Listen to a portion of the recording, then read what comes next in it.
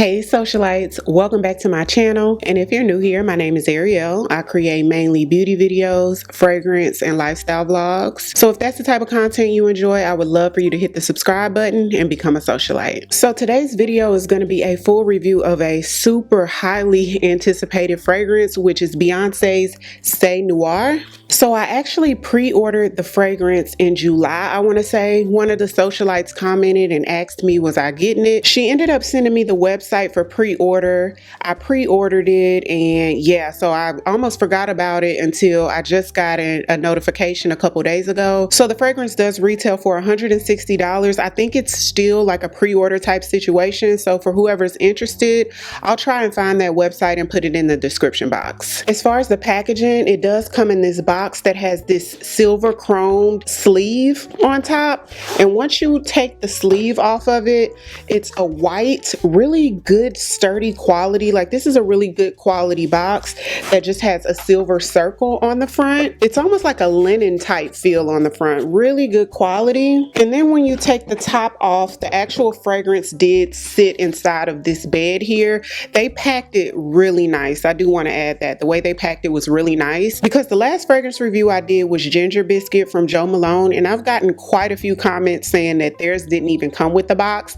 and that one was even a little bit more than 160. So it was a good touch that they had like nice packaging. Inside of the box, it also came with this little I thought it was like a digital card or something, but it's actually a sprayer. It has a code on the back for you to scan, but you can actually spray the fragrance out here just to test it out, just in case you don't like it. You can probably return it. So I thought that was a good touch as well. And this is something different. I know a lot of fragrance houses do send you like a sample of the actual fragrance before you open it, but I've never seen it in this type of packaging. So this is the actual bottle of fragrance. It reminds you of sort of like that, how Ariana Grande's fragrances sit, like cloud sits inside of a little situation. It's one like that. It's a complete chrome. There's a hole here, just like there's that circle on the outer packaging, but you can actually see through it.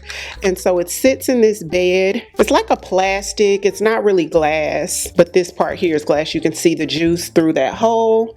And then when you turn it around, it does say Noir and Beyonce on the bottom. And then it does have this unique cap that's really sturdy, so sturdy you can actually hold it by the top, and you do get 50 mils of juice in the bottle. So first, let me tell you guys what I got from the fragrance. When I first originally sprayed the fragrance, it was like a patchouli and jasmine bomb. It's all I smelled was white florals and a bit of rose, quite aromatic. What it initially reminded me of, it didn't smell just like it, but it reminded me of the first time I smelled Delina, not Delina exclusive, but just Delina. How overly floral, as if you just walked into a garden full of florals, just a complete floral bomb. That's what it gave, and super heavy on the patchouli. And initially I also got a hint of honey mixed in there. So imagine fresh florals like Delina has, except it doesn't have the sharp note,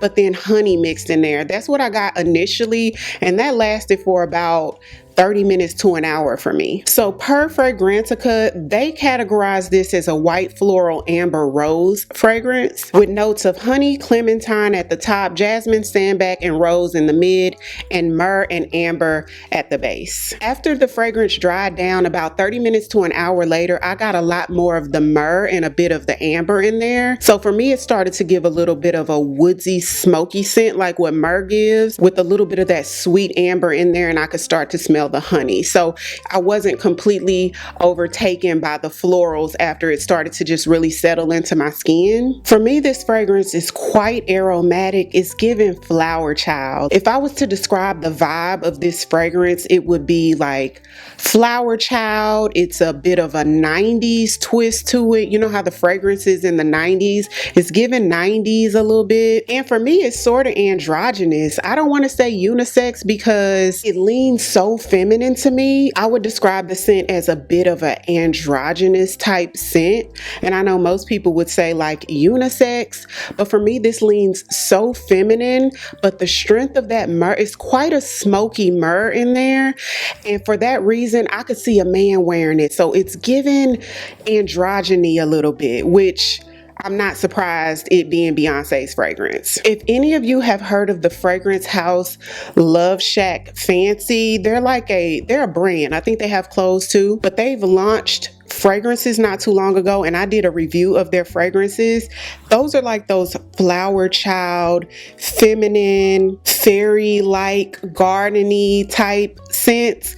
To me, this falls in that sort of realm of the vibe of the fragrance, but this one leans a little bit more masculine than the Love Shack Fancy fragrances, but it's not quite masculine to me. The fragrance has moderate projection. It's not like a super powerhouse where it will take over the room unless you first spray it. When you first spray it, those florals are very strong and aromatic, but after you've had it on, I would say 30 minutes to an hour, it's moderate projection. After about 2 hours or so, it starts to sit closer to the skin, and after about 5 or 6 hours, it becomes a straight skin scent on me. Like, you have to be super close, like almost nose to hand in order to smell it, if you get what I mean. Once it gets to that point where it's almost like a skin scent though, it starts to be more apparent to me that there is rose, a distinct rose in this fragrance, which reminds me of the rose that's in Tom Ford's Rose Cafe or Cafe Rose. So let's talk about who this fragrance is for. I feel like it's just a little on the mature side with all the patchouli and the rose and the myrrh. It's given 30s and up to me. This fragrance is for the patchouli lovers, those who really enjoy those white florals. If you like Delina from Parfums de Marly, if you like Tom Ford Cafe Rose, then this might be the fragrance for you. For me, this is a daytime fragrance. This is breakfast, lunch, brunch. This is picnic. This is going shopping at the Galleria. This is actually a fragrance that I would wear to the Derby.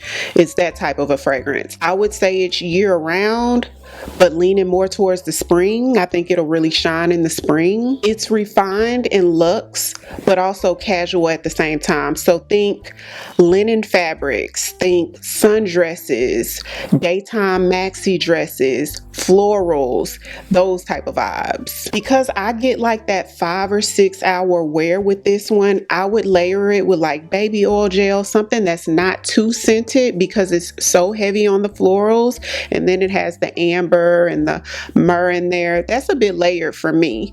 I know some people would probably layer with something more scented. I would stick to unscented, or maybe something like the Fenty Vanilla Dream that has like a faint vanilla scent to it, but definitely something moisturizing that will help the fragrance to last a bit longer on the skin. So let's keep the conversation going. Comment down below. Let me know if you ordered the fragrance. Have you received yours yet? What are your thoughts on the fragrance? Or would this be something you'd be interested in purchasing? If you're new here, welcome. I would love for you to come join the family by hitting the subscribe button. Thank you all so much for watching, and I'll see you on the next one.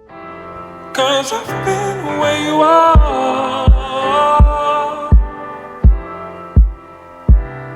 You're too scared to show me love. 'Cause too fresh.